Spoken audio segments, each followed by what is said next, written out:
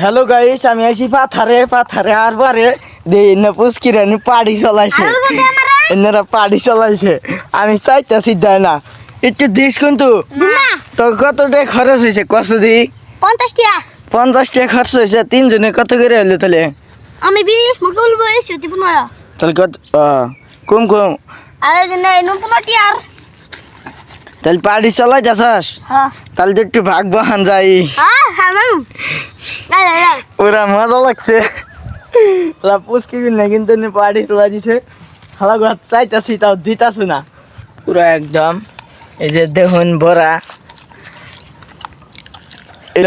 এই যে প্রমাণ তো এখন তো একটা ভাগ বহান যাই। লাগবে না। হ্যাঁ তা দরজে চুট মারি মারা চট। মুসলিম কিন্তু বেশি জায়গা